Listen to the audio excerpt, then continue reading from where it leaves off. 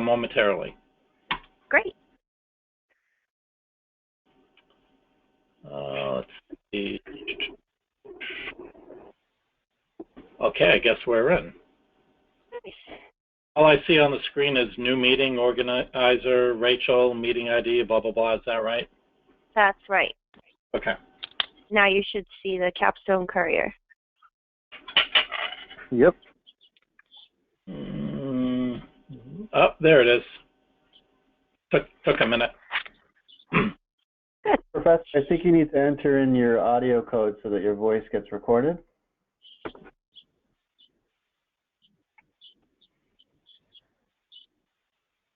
I do? You talking to me?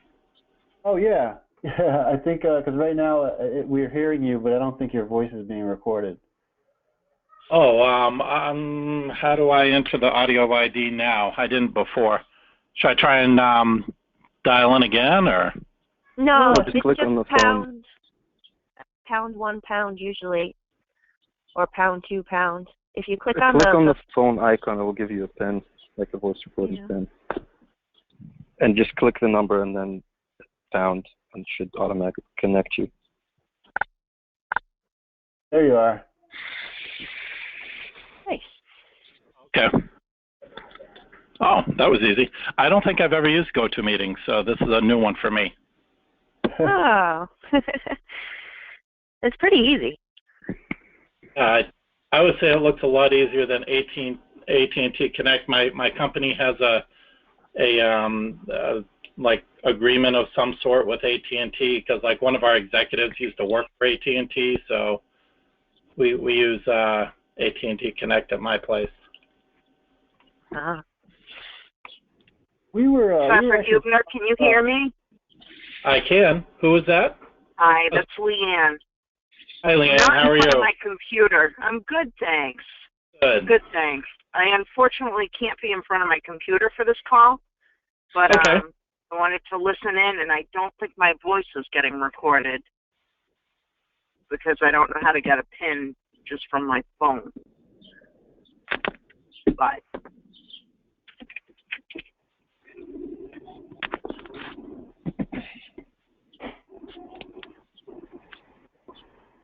we were actually just talking before you joined about the format of this call. We wouldn't exactly know what the format was.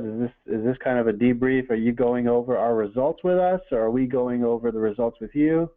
Oh, hello, it's Dr. Carla. All great of the question. above? Yeah. So we do the same kind of thing we did in the practice rounds, except individually. So we'll go over some things. We'll ask questions. We'll point things out that you might not have noticed.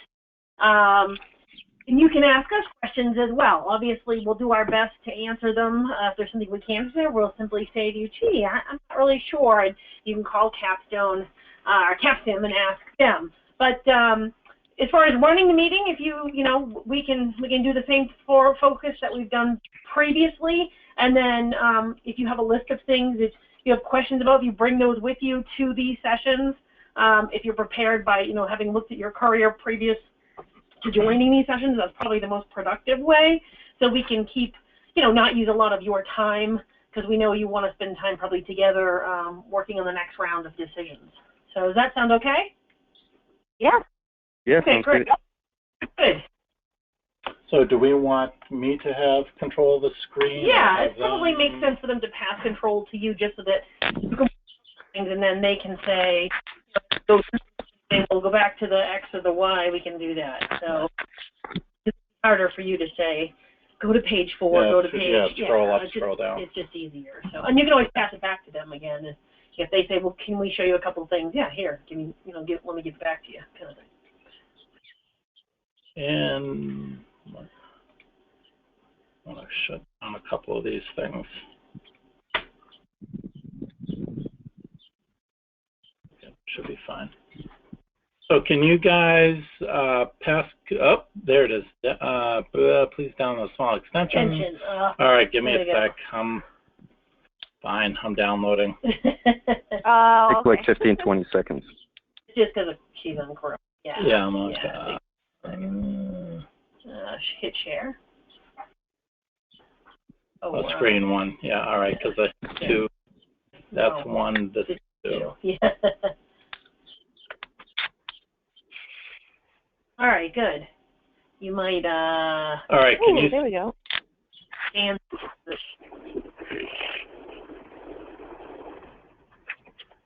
Can you all screen okay now? Yeah. I can. Yeah, we can see it. Is it possible for you to, perfect. I was just going to ask for you to extend the screen. Perfect. Is it good now? Yeah, it's perfect. Thank you. Yeah, sure, sure. you want to what we expect for the all round one, those kind of Yeah, quick so, things. yeah, let's go ahead and get started. Are we recording? Yeah, are we Yes, we recording? are. Okay, Fantastic. great.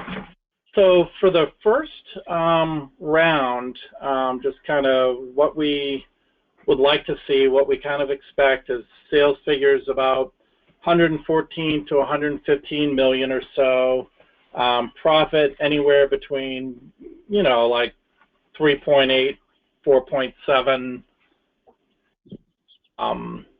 million. No emergency loan. You'll see, you know, zeros all across, and that's a really good start. We like to make sure there's no emergency loan right there. And then your SG&A down here, we want to see, you know, about, you know, 11 to 13% or so. And you know, you'll notice Andrews is a little bit on the high side here, and you know, Baldwin, Chester, you know, right in the ballpark. And your you know, your margins 27 to 31%. So, you know, you're all in you know, in the ballpark here, which is good. So yeah, go ahead. Oh, so one of the things he mentioned was profits. If you look at profits, the range for profit should be around between 3.8 and 4.7. Highlight profit. So we can see Andrews is not there. Manchester are so cumulative profit obviously is going to be, you know, what was there last time plus the new round results. So we want to definitely take a look at why profits are where they are, why return on sales is where it is, because it all should be somewhere in the you know, 2 to 4 range percent-wise. Oh, right up here. Yeah. Yeah. So the you know, the things that probably that stand out a little bit. This is Team Baldwin. So Team Andrews, my apologies. No. You want to throw in on Baldwin here. Okay. So so you guys are doing. You're like where you need to be. So that's good. Yeah. It's good. So tell us, Baldwin, what is your strategy again? Well, yeah, so we changed it from our project plan, like I emailed you. We went to the broad differentiation strategy. Really wanted to capitalize on all the products. Okay. Yep. As opposed And you started with low cost. in. I remember. Yeah, and you started with low cost, is that right? Yeah, we did, and we kind of saw that we lost a little bit of the some potential there with some products, so we didn't want to kind of give it away. Okay. One thing that we should make note of, just because, let's say you had decided to do low cost, that doesn't mean you would immediately abandon some of your other products, because you do want to sell off whatever inventory you have, and you could potentially let those products, someone's being loud outside, excuse me, let those products age gracefully, make some changes so that they ended up being low cost products, because they age, so there are some ways to do that and not miss out on, say, in one round or 2 rounds on some of the potential on the other side. If you broad, that's a certainly strategy to choose. Yeah. What do you think the downsides of doing broad are going to be? What could another team will cause you potential agita? Well, we know that the broad is going to require a lot of kind of R&D expense and keeping up.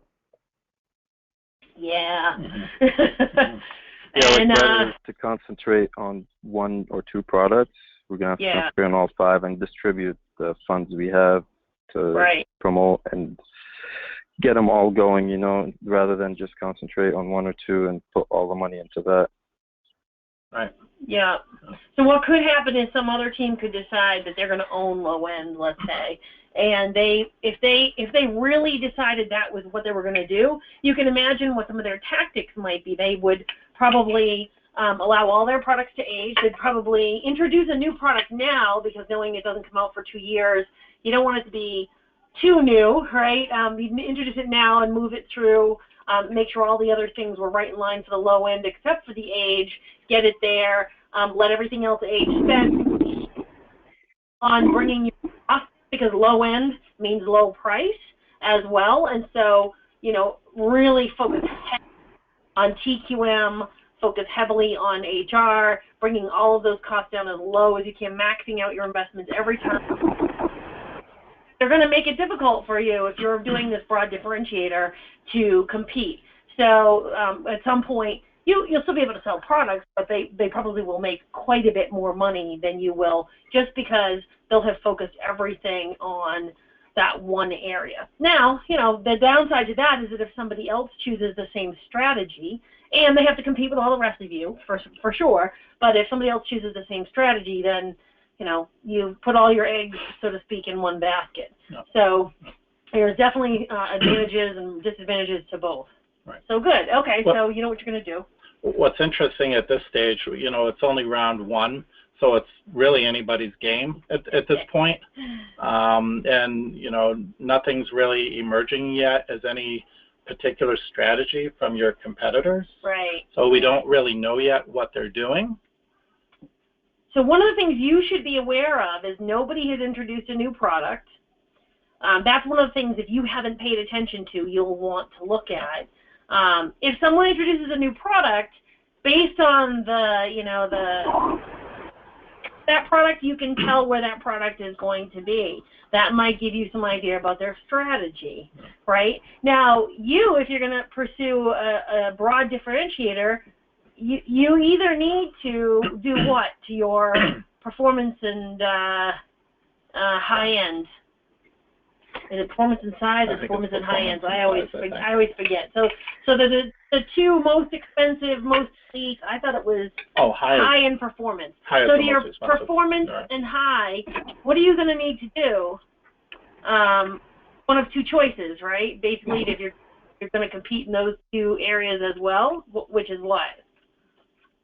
What are those 2 choices to make sure your products are going to be where they need to be? Anybody have what's going to happen now? I think we're going to have to really invest in R&D and make sure that we're keeping up with those products. Yep. That's one option, and it's required no matter what, regardless of what product you're looking at. You're going to have to invest and make sure that you are matching the customer needs. The other thing is, in high end, most likely you're going to have to introduce new products or make major revisions so that your products, essentially when they come out, the revision makes them more or less new. So you either have to revise existing products so that they become brand new. You revise them to the extent that they are so different from what they are. They essentially are new because of the age and you know, obviously the, you know, reliability. Or you're going to have to introduce brand new products and target them for you know, particular periods of time where they will, you know, hit that sweet spot and come out and be, you know, and won't require as much tweaking. Remember that the more tweaking you do, the longer it takes for a product to come out. So sometimes a new product is a way to avoid some of that. So those are some things to think about. Those are your 2 choices, though, if you're going to remain competitive in those areas. So that's important. So sometimes you can tell by looking at what the other teams have introduced where they're going to be focusing their attention, and we can't tell that right now. It's only round 1, right? Right. Like we said, anybody's game. So did any of you have a chance to actually look at the Courier before our call tonight? No. No? That's okay. I briefly looked at it. Yeah, I did a little bit. It is what it is. We understand. You're working. Just curious. One of the things that, from looking at the production information, I tend to zero in, I guess, more on the R&D and production. I look at the finance. Yeah. As you did well on inventory, so your production was good, and just on the bead and bid, you stocked out, and we talked earlier that this wasn't necessarily a bad stock out. So we learned recently that a stock out could be either good or bad. If you had produced a bit more, you would have sold a bit more. So if we look at bead and bid, the low and high, you'll see some graphs. Let's look at low and high real quick. You actually beat on which one's this? This is bead. Yeah. You actually beat your potential. That's pretty much why you stocked out. But notice everybody stocked out on this one. Yeah. So that's interesting. So what happened was the actual market demand didn't match the inventory, what was produced. Right. So we didn't actually meet the inventory. If you page up just a little right about that, right there. Okay, wait. Total industry demand was 10,009. Actual industry sales was less, so we didn't even fulfill full demand. Right. So there were customers left who didn't get a product, basically. Right. So that's why really if you look at it, you weren't the only ones who you stocked out. Now you stocked out in those two categories, but the key is that you outpaced the market. And when you look at your main number, you had 100 and go back to that top summary page. 128. You had 128, I think it was. What was it? 128 million in sales. We just said that your sales should have been, around 114, 115. Look at it like Digby, for example. That's where it probably should have been. They were kind of right in the money, right across the board, everything that Digby did. It's a computer team, of course, they're right? So, but, your sales were 128. So your sales were higher, and yet you still stocked out. So in this instance, it's not a bad thing. It's not like you failed to meet demand, that you left a ton of money sitting on the table. You sold everything you could sell. There wasn't a huge opportunity here. They could have done better in high end, couldn't they have? Yeah, stocked out in high end as well. Yeah, so the other place in high end you could have done a little bit better. Let's look at high end. We were actually playing it a little safe with high end, just because we increased the performance, I believe, and we increased and we lowered the size, and we increased the price actually to, I think it was at 37 originally, and we put it at 38.5. Okay. Just because we increased the performance and lowered the size, and we put up like the expected and the production and the expected amount we're gonna sell, like the forecast. We did not know where to go exactly. It was like kind of a guess, but we did increase it. We didn't play very conservative with it, just because we were expecting to sell more, but we were also afraid of other teams doing kind of the same thing, which will leave us with a lot of inventory, because it really, like, the result depends mostly on what the other teams do, and since we don't know yet what their game plan is as of the round one, that's why we didn't know where to go. We didn't want to go extreme either way. But I think the other thing that I noticed in this picture here is that we sold out at 486, and everyone other than Adam had stock remaining and sold less than we did. Yeah, you and Adam, if you look at your revision dates, that's part of, I was just going to point that out, that's part of what happened. What happened here is your Adam and bid most closely met the requirements that the customer wanted, and they came out the soonest. So So when the product was available, that was what was available. That's what they bought. So that's part of it, is that you had an advantage over these other companies. I mean, if you look at Fist and Echo, basically they didn't have a product. It didn't come out until the end of the year. There was nothing to sell. They were lucky they got what they got, quite frankly. Right. So that's important. That's part of why what Quick happened. question, Professor. Sorry to interrupt. So No. you're saying because we posted our numbers earlier than most people did, like that's No. Because your product actually came out. See, the revision date right here? That product came out earliest. Oh, okay. That's what you meant by okay. I just wanted to make sure because. Exactly. So in other words, Adam came out a year, so they had a good, 6 months, 5 months worth of, 6 months worth of sales that they could, so people went there first. They had a corner on the market for 2 months until your product, best product out there until yours came, and so that's why you have those two selling and capturing the biggest market share, because then people went elsewhere. When these other products came out, they were good products later on, but they just came out later. Right. So unfortunately, if you look at this graph over here, it looks like you left some opportunity on the table and didn't quite meet your potential. So that's what that graph is there. Yeah, you could have done a tiny bit better. It's right. Not much. But really what's important when you look at that graph, remember the market is growing. The market for sensors in general is growing at 50. So as long as your actual potential, as long as you're hitting the 15% mark better, you're doing well in this. No theory blew it. They didn't do very well. You're right there, and that you're actually above that 50% line, so you're doing fine there. But you could have. I mean, there was an opportunity here, but really, it's nothing to get excited or upset about. Have questions on any of that at this point?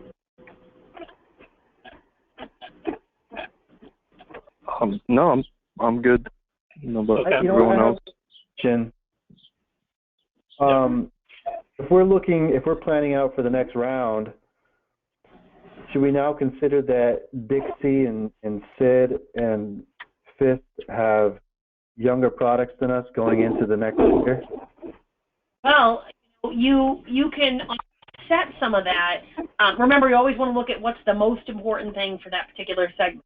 So if it's age or size or whatever it is, you want to be as close as possible. Whoever is going to be, potentially better than you are, that's going to be an issue. You can offset some of that concern by marketing the product, right? And then the other thing you can do is to, even though your product won't be as attractive, so it won't be the first one that flies off the shelf, maybe it'll be the second or the third, if you lower your cost enough, you make up for the fact that or lower your price if you need to lower your price. In some instances, it may be the opposite depending on what product we're talking about. But you make your price more attractive, essentially, whatever that means. That you can offset some of that, having impact on your cost. So you actually still make more, even though you might not sell quite as much. But definitely getting the marketing and the promo, spending money on that, is a good way to, to ensure that products are going to have visibility and people will know about them, and they will, in fact, buy them. They're not the most attractive out of the 4 or the 5 offered. If you fail to do that, then you're a problem. Right. Yeah. I scrolled down to the TQM summary down here, so that should be on your screens. You guys were the only ones that put some money into TQM. Well, two of the computer teams did. Right. I'm just looking at that. Yeah. What do you think happened to Chester? Anybody have any guesses when you look at this under TQM? What do you think Chester did? I'm sorry? What do you think Chester did? We're looking at TQM right now. Look at what Chester spent on TQM. What do these numbers represent? Is it $1,000? They spent $5,000, right? Chester? They $15 on Six Sigma, $20 total. Where did they spent $40? 15,000. Yeah, 15,000. Oh, sorry. Look at the number. It's 15. Do you think that they realized that they were putting in 15? I think they didn't realize. I don't think they were, like, I don't think they had very little idea of what's going on, because at that 15,000 and 20,000. I mean, no offense to anybody, but I'm just speaking my mind. They have just got the zero. Yeah, well, that's what we had too, and then we talked it out and realized that was really low because it didn't make any cumulative impact. So, like, we're still at zero. That's why we added more. Exactly. So what's the point? And the max, right? The max on TQM is what? 2 million a round? Is that what it is? I can never remember. Per initiative. Per initiative, right? So it's 2 million per initiative per round. Right. 2 million, and they put in 15,000. Nothing happened. There's no cumulative impact. You could see that when you were doing your numbers. Why would you spend money on something that has no impact at all? That was foolishness. So I think they didn't realize how little it was, and maybe they didn't understand how to look at the impact. And they thought, well, better to spend something than nothing. Well, no, So in this case, actually, no. Better to spend nothing because it didn't get them anything. So where did that money go then? It went into a towards black hole. Yeah, it went towards TQM, but I mean, it was like me going up to someone and saying, let me give you $10 to to do that $1 million job. Here you go. Well, Yeah. Okay. Yeah. Well, I finished the writing the name of the project down on a piece of paper. That's as far as I got with your 10. Essentially, that's what happened. So it's interesting. I can see you spent money on TQM though, which is good. Yep. But know, of course, that one of the things in this round is that you spent money. None of the other human teams did, and even the computer team spent quite a bit less. You didn't max out here, and I wouldn't have recommended that you do max out in the first round. If you were going after the low end and you were gonna dominate the low end, then I would say max out. But in this case, you're looking at broad differentiator, so investing across several different initiatives is probably a good approach. This cost you; it cut into your profit. But your profits were still good. They were still in the range where they're supposed to be, in that 3.8 to 4.7 range. So that's fine. But what they should do in the long run, this should pay off for you, right? So why do you think Andrews didn't put any money in this? Any ideas? They didn't have much money left and they didn't want to go under. They wanted to stay. Yeah. That's my guess. Like, if you don't have enough money, I feel like you would ignore TQM and HR. Yeah. Yep. Yeah, they really Andrews is controlling a couple, like the high-end market. They did well there, but it was really just some of it was really just luck. They have to question if they're going to grow kind of the same way they are now. They reduced some of their prices. They've got decent margins, but their SG&A is really problematic. So they've spent way too much. And so that's because they spent a lot of money on marketing, and that's why they dominated in some ways that they did. But they didn't have really the money to spend on TQM. And a lot of companies don't spend any money in the first round on TQM.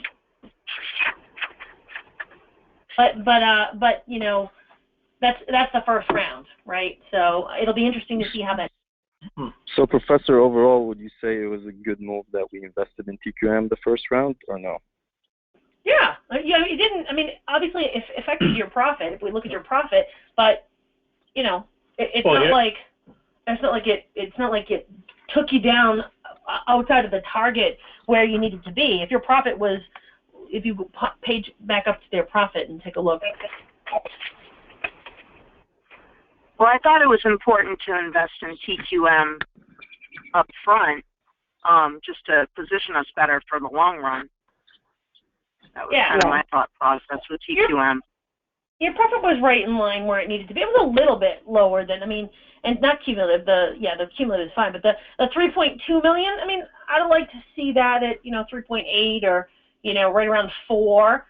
But that would have been one initiative that you didn't invest. Yeah, that would have been one initiative you didn't.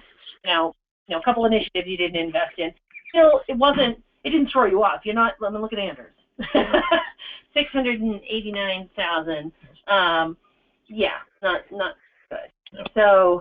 So think about this for a minute. So we said in round one that we wanted to see, well, the market generally grows at 14 to 15%, and yours were about 28, 29%.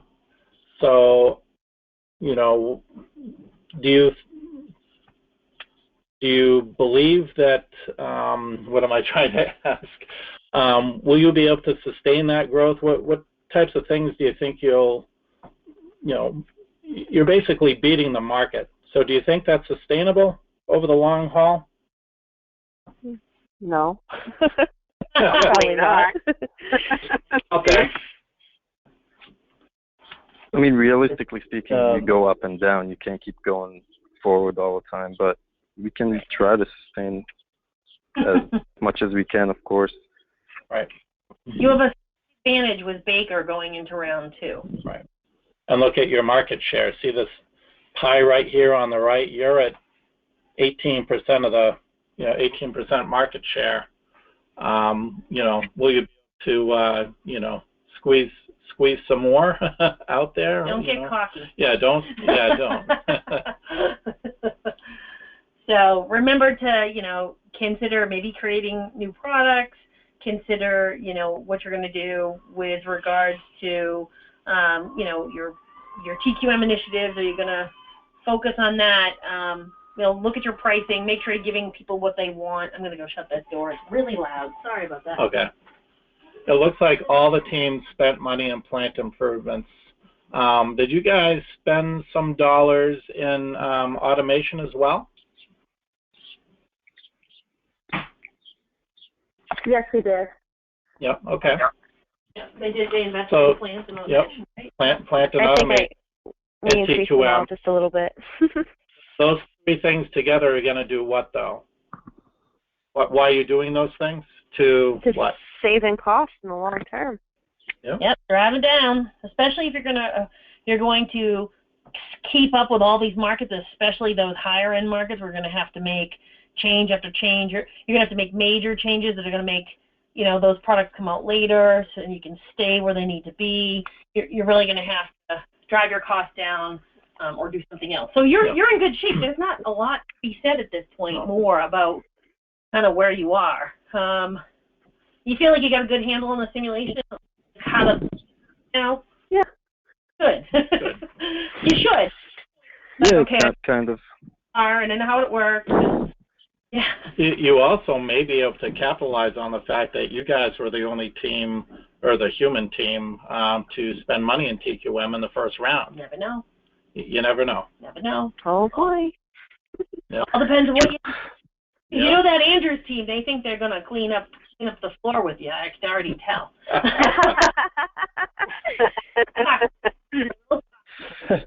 Aiming it in a practice round, for goodness sakes, So you're gonna have to, have somebody, either everybody does it or somebody does it, but don't ignore competitive intelligence. Look at what your competitors are doing. Why are they doing it? What products are they introducing? What changes are they focusing? What changes are they making? What are the biggest changes they're making? Where are they spending their money? The thing, because that'll tell you. A lot of times, companies will mimic some other company. I'm not suggesting that you, but sometimes that's what happens. Is companies see some, the human team see somebody who seems to know what they're doing, and everybody sort of follows along and tries to do the same thing. But that means you're a also ran, not a first, not the winner. So something to think about. I have a couple of questions, if you don't mind. Sorry, go ahead, Eric. Oh yeah, I'm sorry. My only question was that if somebody created a new product, I would assume that we wouldn't see it yet, right? Because it wouldn't come out till next year. No, it should come out on the list with no. I don't think I think it doesn't show the revision date, right? Or no inventory. It will show. It'll show. But it will show. It won't have any inventory next to it. It'll have not even zeros. It'll just have blanks. But when you go down to the each area, you would see it listed. Right. Oh, okay. I misunderstood. let me show you where. You would see it on this screen here. Yeah, definitely. Production information, and then you would see it show up under, the appropriate segment. Okay. Yeah. I think it segment 2, right? Yeah. It's definitely in the production. I know that. Yeah. I was trying to remember. I only know that because I played the simulation myself very recently. I introduced new products to see what would happen. I won't tell you how I did though in the simulation. That's a big secret. I don't know the answers. There's no one right answer. No, there really isn't. There really isn't. That's the thing to keep in mind. So would you suggest that we invest in a new product, and would you suggest that we invest in one product at a time each round, or could we invest that with 2 products, like let's say next round introduce 2 products, or would that be too much? It all depends on the strategy, your strategy, number one. And speaking of that, can we change strategies as we go, or do we have to stick to the same one? Well, so that's a great question. Think about, who am I thinking about? So think about McDonald's. McDonald's has always been known for, its crazy burgers and like all that, decadent, horrible, bad for you food. And they're not changing strategy entirely. They've not gone out of the fast food business, but you have to admit, if you look at their approach, they are focusing less on the, crazy burger, super size me, more on the, we have apples as a side. You can have a salad, that kind of thing. So they've changed their strategy and they've evolved as they needed to, based on what the market requires.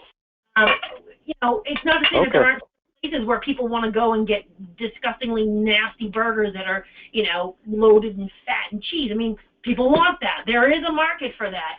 But McDonald's has recognized that in order to be competitive, they need to evolve. And so you'll want to evolve as you see fit.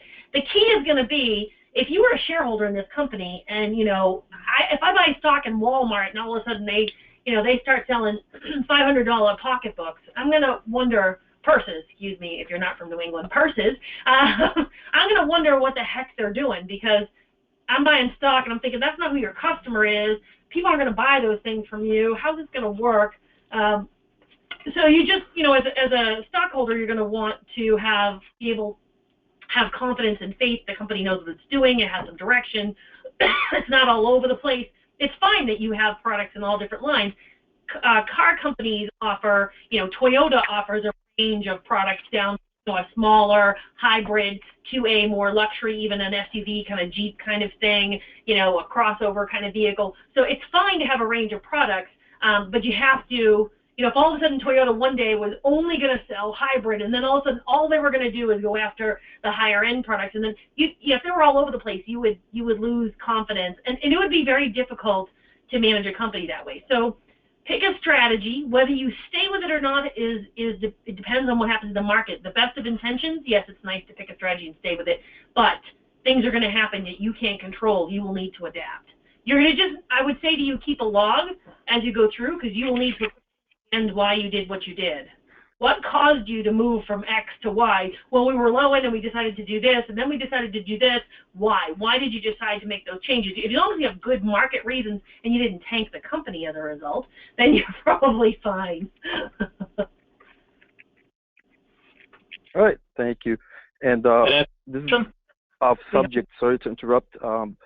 Professor, I'm not sure if you signed up for your voice to be recorded. I just noticed that your name's not coming up on the top.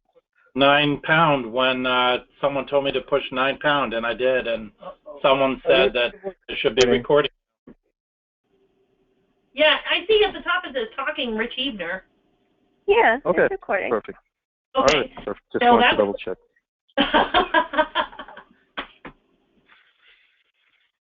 Sorry for the interruption. Go ahead. All right. No, I wasn't going to say anything else. What other questions do you have? Because if you don't, I mean, round one, there's not a lot that happens in round one as long as you don't make any massive mistakes. I would say we've covered what we need to, but if you have other questions, round two is going to be interesting. Prepare to talk. when we look at round 2. But I think for round 1, we've kind of covered what we can. So round 2 is due on Monday, correct? Monday night because of the holiday. I figured, there's no reason not to give you, not mess up your entire weekend, hopefully. I'm not sure it matters. It probably interferes either way, but that's what we usually do. You guys have any other questions for us? I guess not at the moment. Okay, good. Okay. Good. So for I think we're good. Okay, so for the next few meetings, what we'd like to have happen is have your team and the other teams set up the conference calls kind of all at once and schedule them up for the next 4 times. Nobody else has done that either, so we're not picking on you. No, not at all. I think it will just be easier if you guys go ahead, so before the next meeting, set them all up. So there are 4 more. Set up the 2. Oh, okay. And the following 3 send invitations, and then we all have it, and you won't, like if we were in transit or something, we didn't get it. We'll just make things easier for everybody. Okay? Okay. You can probably put those in like your group area too, and that way. Definitely send us invitations, but post them in your group area. That way, if there's any, issue within your group too, you'll have all that information in one central place. Okay. So we'll be talking to you Tuesday at 7:15. You got it. All right. Have a good weekend, Perfect. folks. Thank you. All right. Thank Enjoy you. your Memorial Day, everyone. Thank you so much. So, all right. Take care, guys. Thank you. Alrighty. Bye-bye. Bye. Bye. Don't forget to post your recording too.